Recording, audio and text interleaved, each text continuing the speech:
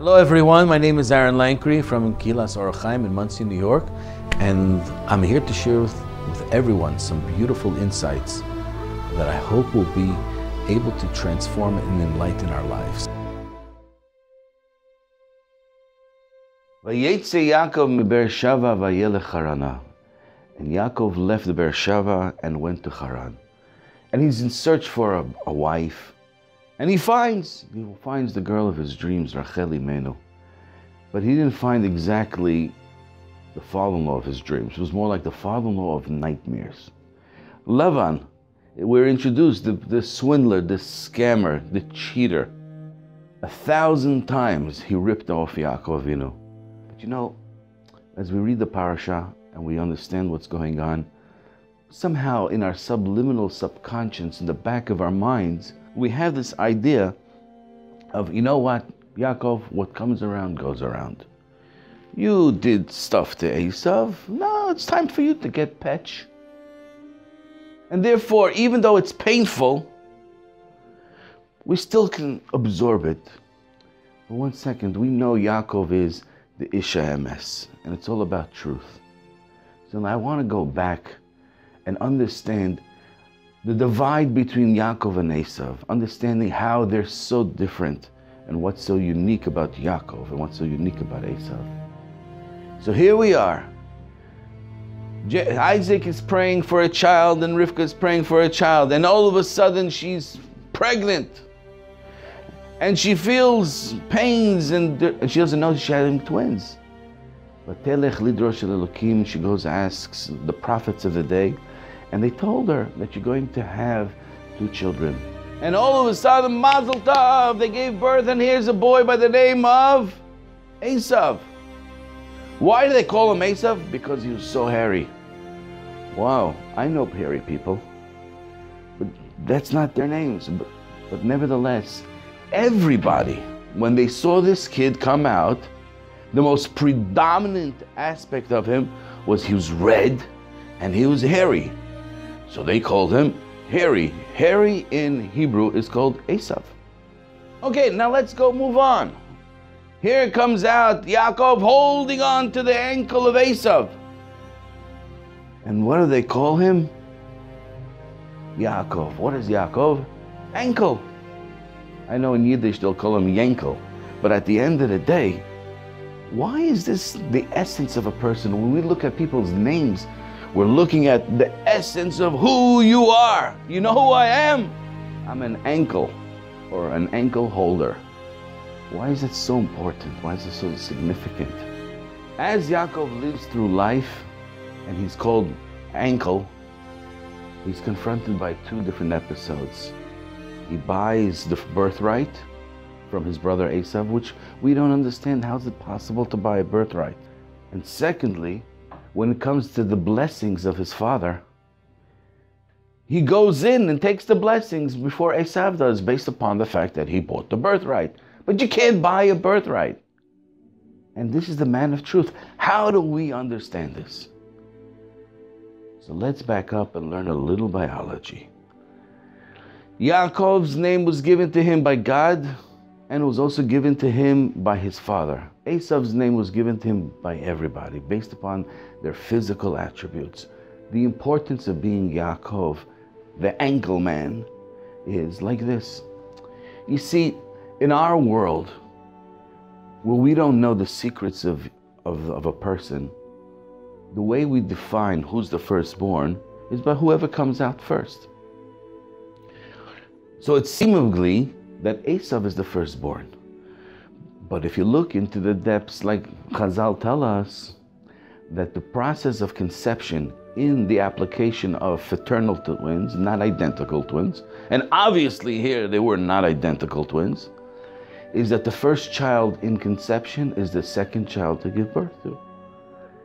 And therefore there's a debate between heaven and earth. How do you define who's the firstborn? So whenever there's a debate between 2 people or 2 entities, who's right?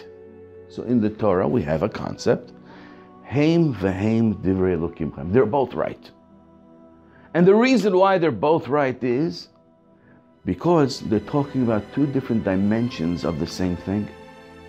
If you take a rectangle and you look at it from two different vantage points, one person's going to say, oh, it's a small square, and the other person's going to say, it's a long rectangle. Depends which angle you look at it. Who's right? They're both right. Why do we call it a rectangle? Because that shape is the most dominant application of that squarish rectangular item. When we live in our world, we can't know who's conceived first. So therefore, we select that birth should be the application to know who's the firstborn. But in the heavenly realm, they know exactly who was conceived first. So God says, Jacob is really the firstborn. So every time there's a debate on something, not that one is 100% right and someone's 0% and he's 0 wrong, he's totally wrong. One is 51% right and the other one is 49% right. So now if Yaakov comes out holding on to the ankle of Esav, what he's actually doing is a phenomenal thing. I'm really 40%, 49% in the physical world, firstborn, and now I'm tied in the physical world for first also. If I hold on to your ankle, Esav, were you absolutely firstborn? No, because part of me was born with you as you were born. But in this spiritual world, Yaakov's definitely 100% firstly conceived. So Yaakov in the spiritual world is conceived first, and even in the physical world, he's tied for first. So halachically, in the Torah of eyes, Jacob is legitimately the firstborn. Now I want to give you an illustration to how this works in another application. The Gaon Mevilna says in Parshat Vayeitzei Melchama, later in Devarim, that there'll be a man that has 2 wives, and he likes one and he hates the other. You can't prefer the love child over the child that you don't like, you dislike, litet lo pishtayim, to give him double the amount. Everyone knows that, and the question is, what is the application? What's the story? So there was a man, he married a lady and impregnated her. A month later, he divorced her. Married a second lady, and he loved her, impregnated her. So the obvious thing is that wife number 1 that he dislikes was conceived first. Wife number 2 that he loves was conceived second. Wife number 2 that he loves gives birth after 7 months.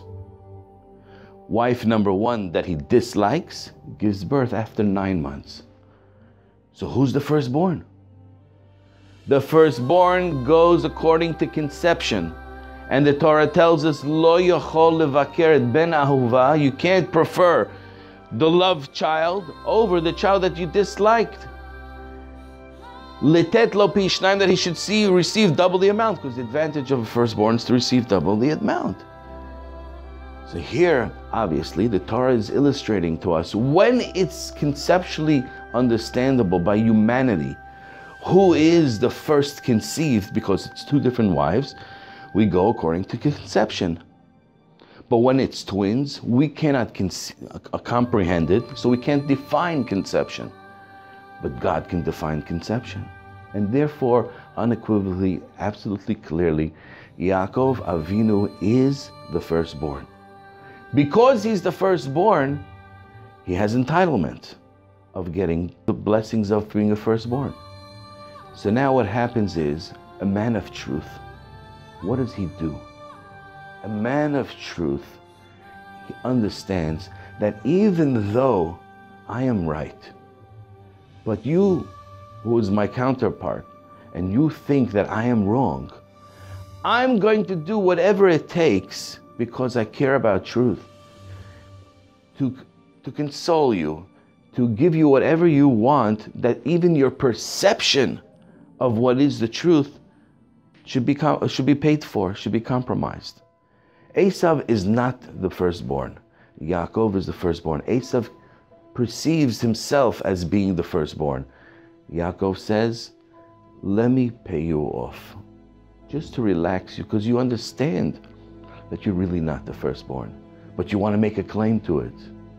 That's the Jewish way. The Jewish way is that no matter what, we're right, we're in the right, but let me make sure that the world understands that we're right. And we'll pay a hefty price just for the conception of the world. Even though they think we're wrong, we'll appease them.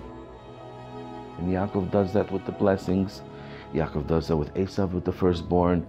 And now Yaakov is working for his father-in-law, and his father-in-law is ripping him off every day.